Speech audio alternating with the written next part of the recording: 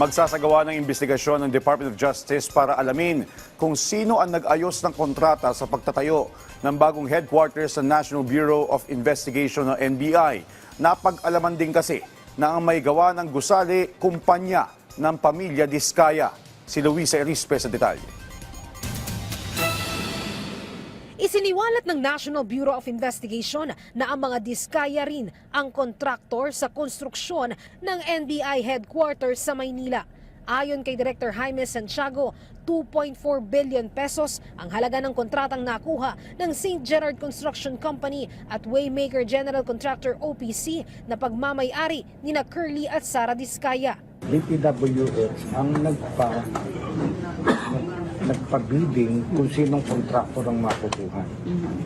So nakita ko, I forgot yung pangalan ng kontraktor pero dalawang kontraktor, construction company, but Diskaya. Yes. Dahil dito, iimbestigahan umano ng NBI kung hindi ba natapos ang gusali o baka naman substandard ang pagkakagawa nito. Pero ang Department of Justice, diretsahan na kakausapin ang mga Diskaya, sino ba ang nag-ayos ng kontrata. Kung hindi tapos o walang nabuo na gusali, dapat isauli umano nila ang pondo para dito. Kasi nga wala nang lisensya to, hindi na sila pwede magpatuloy. At kung wala pa naman na natatapos, kailangan isauli nila. Kaya titingnan natin progress billing, titingnan natin yung contract, and we will talk to them.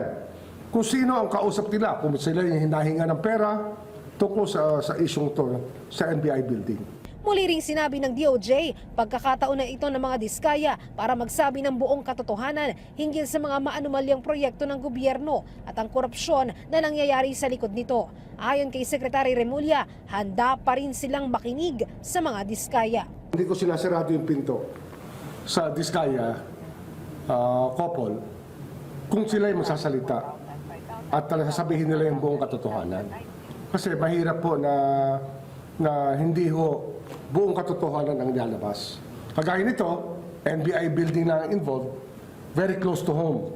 Kaya hindi ho natin papayagan talaga na lumusot ito. Naging hudyat naman ang kontrata ng NBI para busisiin din ng DOJ ang iba pa nilang kontrata. Ani Remulla, sisilipin nila kung mayroon pang proyekto na hawak din hindi lang ng mga Diskaya kundi ng 15 kontratista na ipinresenta o nasa listahan ni Pangulong Ferdinand R. Marcos Jr. Also reviewing the contracts of the DOJ regarding the 15 firms that were cited by the President.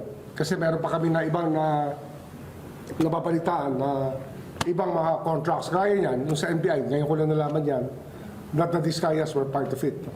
So we'll find out. Siniguro naman ng DOJ, hahabulin ng batas sino mang mapapatunayang sangkot sa mga anomalya sa mga proyekto ng gobyerno.